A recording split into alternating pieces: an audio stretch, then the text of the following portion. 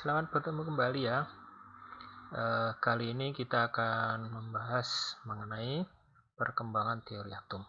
Perkembangan teori atom ini masuk dalam salah satu KD 3.2. Ini KD 3.2 adalah menganalisis struktur atom berdasarkan konfigurasi elektron untuk menentukan letak unsur dalam tabel periodik.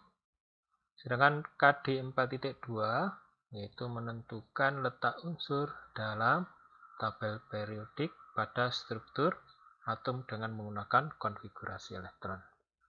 Nah, bagian dari KD ini salah satunya adalah perkembangan teori atom. Selanjutnya, sebagai pendahuluan ada sebuah pertanyaan mendasar, yaitu apakah atom itu? Mungkin kalian bisa menjawabnya. Baiklah, ada dua orang filsuf atau ilmuwan waktu itu ya. Salah satunya adalah Aristoteles yang punya pertanyaan yang sama, apakah atom itu? Menurut Aristoteles, pembagian materi bersifat kontinu. Artinya, pembagian materi itu dapat dilakukan terus berlanjut tanpa batas. Artinya bisa terus dibagi, dipotong, dipecah sampai tak terhingga. Akan tetapi, yang kedua adalah dari Demokritos.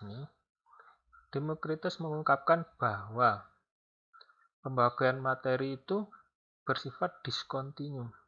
Berarti ada batas akhirnya.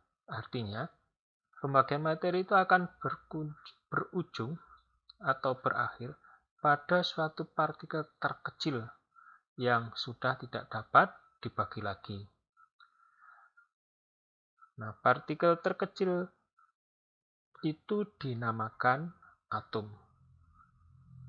Atom dalam bahasa Yunani, A itu sama dengan tidak, tomos terbagi. Jadi atom itu tidak terbagi lagi. Nah, itu adalah atom menurut Demokritos.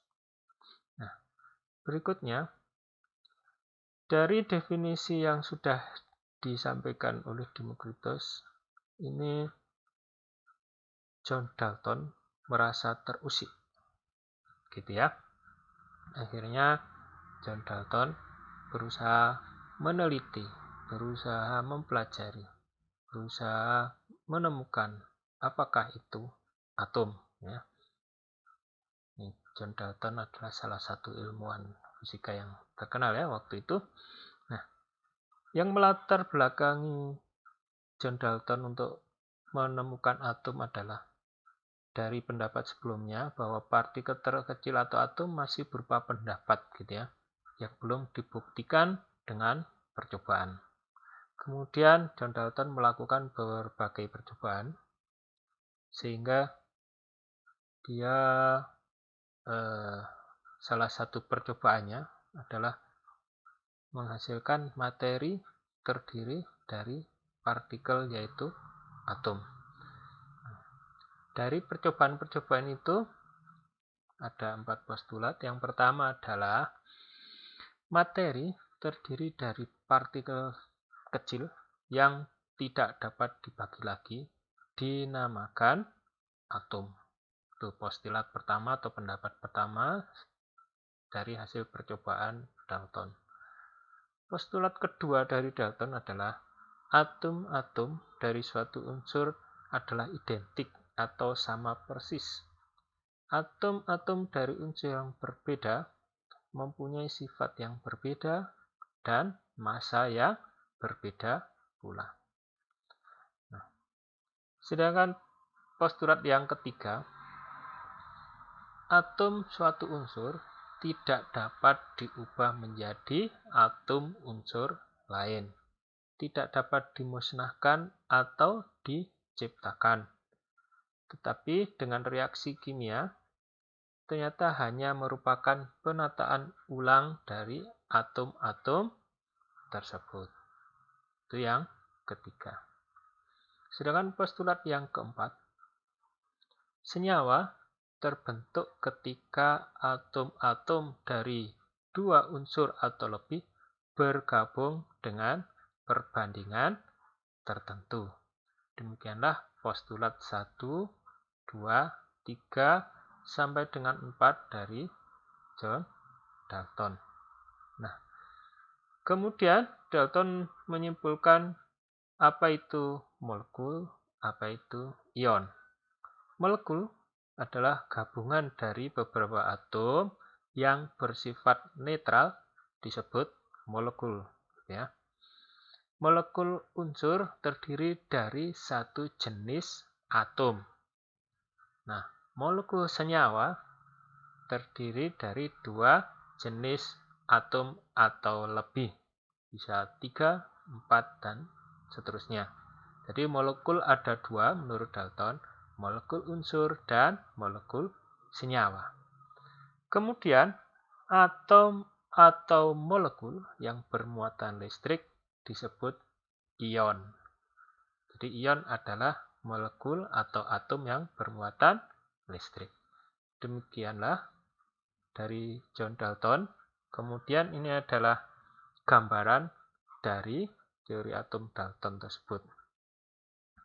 Ini adalah atom unsur X. Kemudian di sebelahnya adalah atom unsur Y. Dengan reaksi kimia tertentu, dua atom ini bergabung menjadi molekul. Ini gambaran molekul dari unsur X dan Y. Ini unsur X-nya dan ini unsur Y. Nah, di gambaran kedua, ini macam-macam atomnya atau unsur, oksigen, hidrogen, karbon, nitrogen, klorin, dan fluorid gitu ya. Kemudian bergabung menjadi molekul. Ini molekul ya. Kalau ini molekul senyawa, kalau ini adalah molekul unsur. Ini molekul unsur karena sama macam atomnya.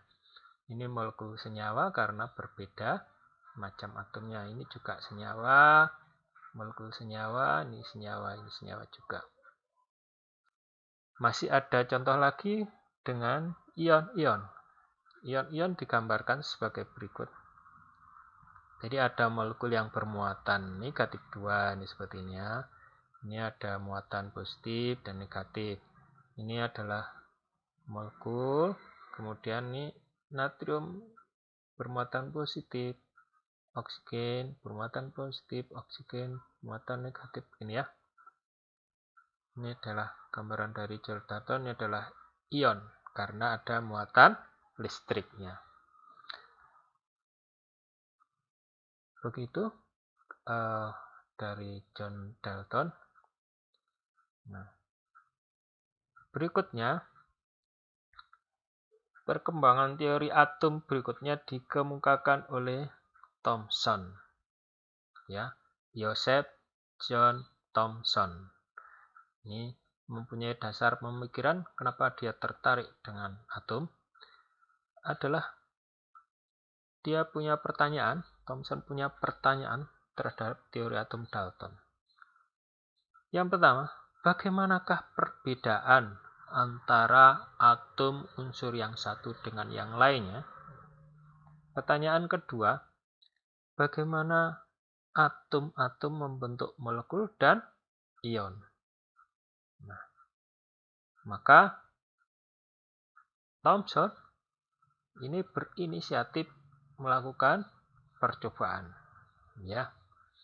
Dia melakukan percobaan dengan menggunakan tabung katoda, ini sinar katoda ya.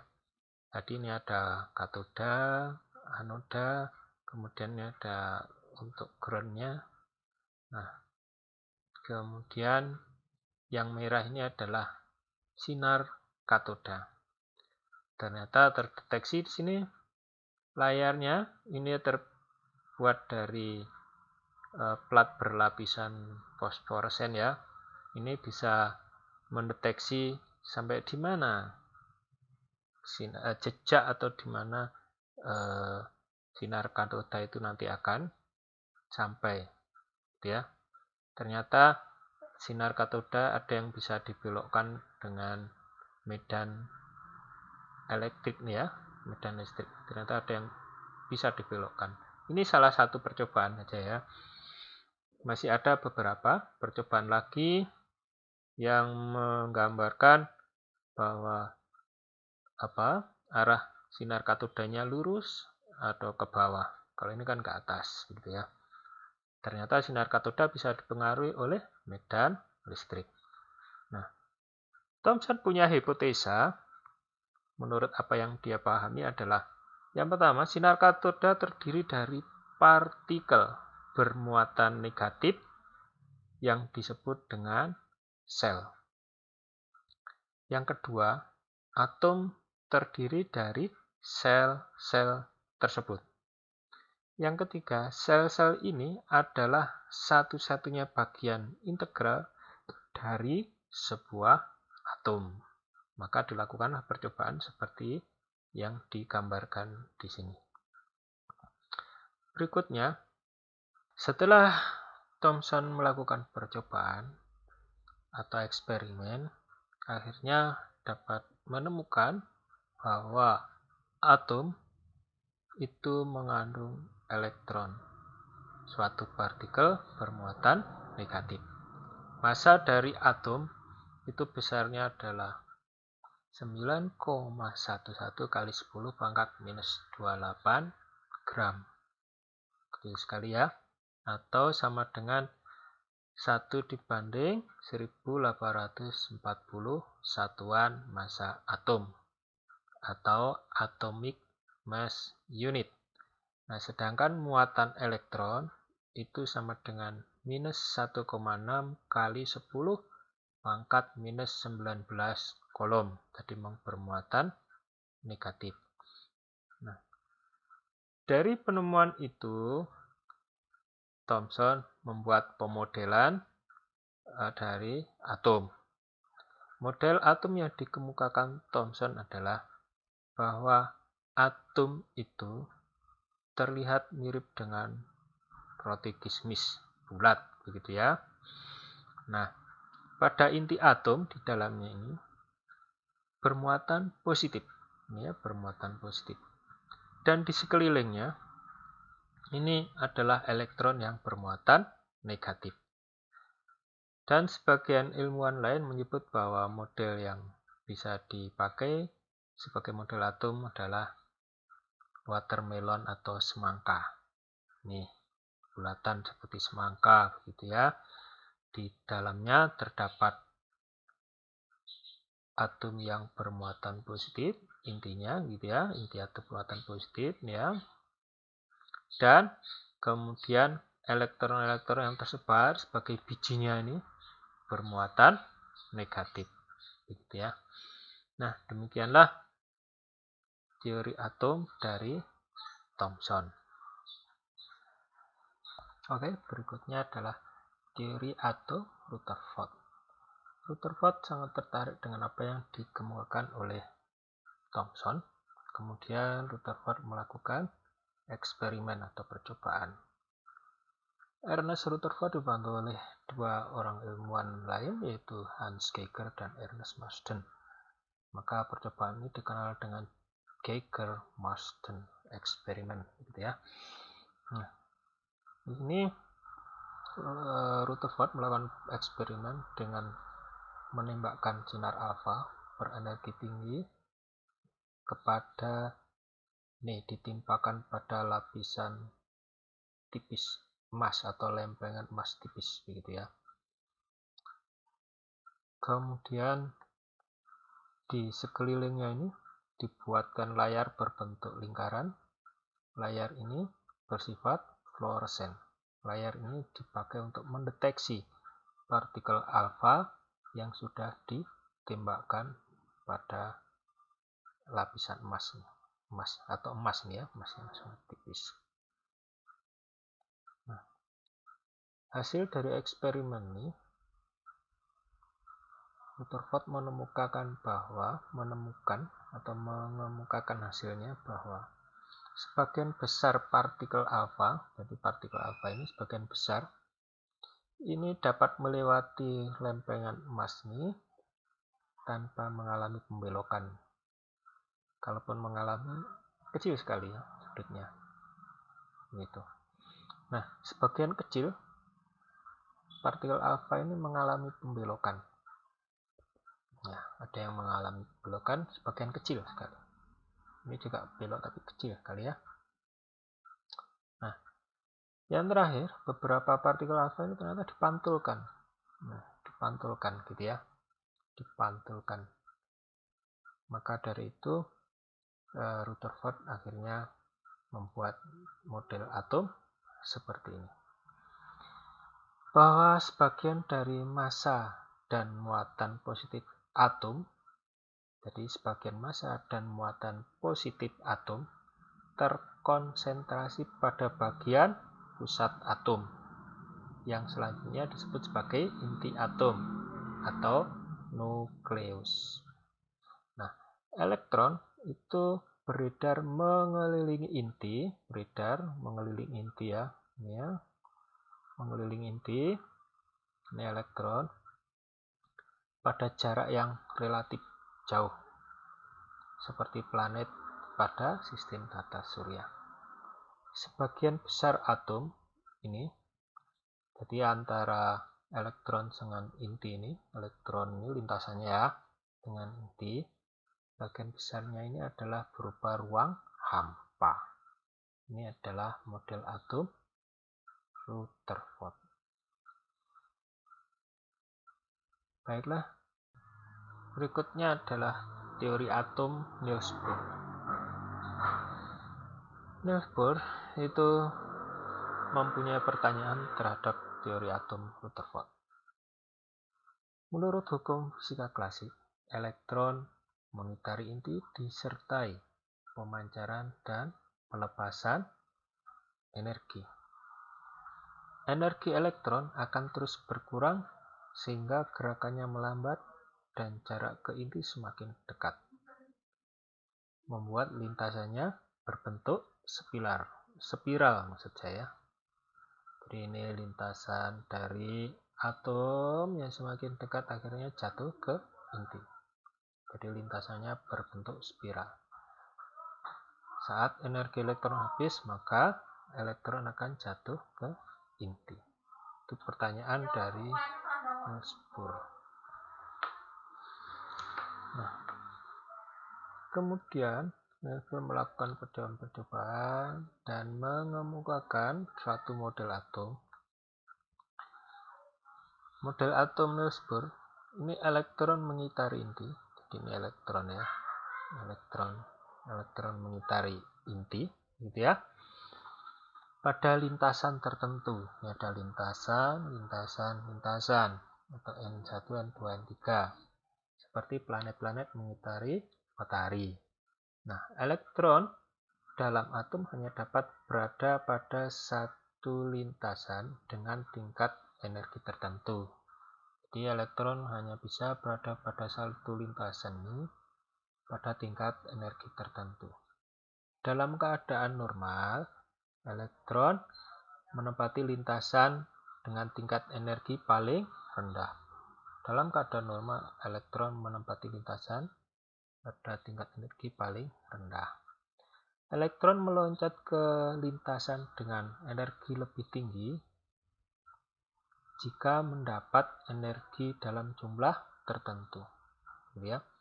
Jadi elektron dari tingkat energi yang rendah ini menuju ke elektron dengan tingkat energi yang tinggi, atau elektron pada lintasan ini kemudian berpindah ke lintasan dengan tingkat energi yang lebih tinggi ketika dia mendapatkan energi atau dengan menyerap energi. Gitu ya. Disebut keadaan tereksitasi. Jumlah energinya tentu saja tertentu ya. Nah, keadaan tereksitasi adalah keadaan yang tidak stabil. Elektron meloncat kembali ke lintasan dengan energi yang lebih rendah. Ya kan, setelah dari sini kembali ke sini gitu ya. Setelah dari energi lebih tinggi ke energi yang lebih rendah. atau lintasan dari yang energinya tinggi ke energi rendah, disertai dengan melepaskan energi. Energinya dilepaskan, ya, atau memancarkan energi dalam jumlah tertentu. Energi itu berupa radiasi elektromagnetik. Ini adalah Niels Bohr. Nah, kemudian dari situ maka Niels Bohr mengemukakan tentang kulit atom. Kulit atom ya. Nah, lintasan atau orbit elektron, jadi ini lintasan elektron, lintasan atau orbit elektron. Ini disebut sebagai kulit atom. Ini adalah kulit atom, kulit atom, kulit atom, kulit atom. Tiap lintasan ditandai dengan bilangan bulat, mulai dari 1, 2, 3, 4, dan seterusnya. Kulit-kulit atom ini juga dinyatakan dengan lambang. Yang paling dalam ini K, atau kulit atom nomor 1, dengan maksimal elektronnya 2. Kulit atom L untuk yang lebih luar, atau N sama dengan 2. Kemudian kulit atom M yang ketiga, kulit atom N ini N besar ini, atau yang keempat, ya. Makin besar nilai N-nya ini, jadi makin besar dari 1, 2, 3, 4, makin jauh dari inti. Ini kan 1 lebih dekat, 2 agak jauh, ketiga lebih jauh lagi, keempat lebih jauh lagi. Maka semakin jauh dari inti, semakin besar energi elektron yang mengorbit tersebut. Intinya dari Niels Bohr. Dari teori atom Niels Bohr ini, maka berkembanglah teori atom modern, yaitu disebut dengan teori atom mekanika kuantum. Ada 3 orang ilmuwan yang mengemukakan ini atau melakukan percobaan sehingga dapat menyimpulkan teori atom menggunakan mekanika kuantum. Yang pertama adalah Louis de Broglie, Werner Heisenberg, dan Edwin Schrödinger. Nah, pernyataan dari Victor de Broglie ya, menyatakan bahwa gerakan partikel elektron mempunyai sifat-sifat panjang gelombang. Jadi berlaku hukum gelombang. Hukum gelombang itu adalah lambda, gitu ya, sama dengan H dibagi P, atau sama dengan H dibagi M kali V. M ini massa, V adalah kecepatan. Lambda adalah panjang gelombang. Dan Werner Heisenberg menyatakan bahwa kedudukan dan momentum elektron tidak bisa ditentukan dengan tepat secara bersamaan. Pernyataan ini dikenal dengan asas ketidakpastian. Jaraknya elektron dari inti hanya bisa ditentukan dengan kemungkinan-kemungkinan. Ini menurut Werner Heisenberg. Sedangkan Erwin Schrödinger, menyatakan bahwa elektron bisa dianggap sebagai materi yang gerakannya bisa disamakan dengan gerakan gelombang. Maka pernyataan ini disebut mekanika gelombang atau mekanika kuantum. Yang kedua dari Erwin, kedudukan elektron dalam atom tidak bisa ditentukan secara pasti. Yang bisa ditentukan hanya probabilitasnya atau daerah kemungkinan keberadaannya saja. Ruangan yang punya probabilitas terbesar ditemukan elektron disebut sebagai orbital. Demikianlah dari Louis de Broglie, Werner Heisenberg, dan Erwin Schrödinger. Nah, ini model atomnya adalah sebagai berikut. Jadi ini inti atom, ya. Kalau ini model Bohr ya, ini inti atom, ini elektron. dengan lintasan-lintasan tertentu. Ada yang lintasannya dekat, ada yang agak jauh, ada yang lebih jauh lagi. Nah, tapi kalau menurut model mekanika kuantum, kalau ini inti atomnya, maka ini lintasan atom ini tidak karu-karuan di sini ya. Maka nanti ada teori ketidakpastian dan kemungkinan ditemukan atom disebut orbital gitu ya. Ini berupa awan elektron. Kalau digambarkan secara grafisnya seperti ini, kalau ini inti atom, maka di sini elektron seperti awan gitu ya. Seperti awan. Kalau di planet mungkin seperti meteor gitu ya. Apa itu ya? Meteor ya. Yang di planet Jupiter itu loh, Saturnus atau apa itu ya. Nah, kemudian simpulannya adalah sebagai berikut. Yang pertama, teori mekanika kuantum ini dapat menjelaskan kebolehjadian ditemukannya elektron. Kebolehjadian ditemukannya elektron. Kemudian dapat menjelaskan posisi orbit elektron. Yang ketiga dapat mengukur energi eksitasi dan emisi saat elektron pindah orbit. Yang keempat dapat mengidentifikasi posisi proton dan neutron pada inti, sedangkan elektron pada orbitnya. Jadi ini posisi ini proton dan neutron di inti ini bisa diidentifikasi. Sedangkan elektron ini dengan orbitnya ini bisa diidentifikasi dengan teori mekanika kuantum. Nah, demikianlah teori perkembangan atom yang mungkin bisa menambah wawasan kita mengenai atom. Demikian dulu dari saya. Selanjutnya nanti kita akan mempelajari masih di KD yang sama, yaitu tentang atom, molekul, senyawa, campuran, massa atom, nomor atom, tabel periodik, dan lain-lain. Selamat belajar.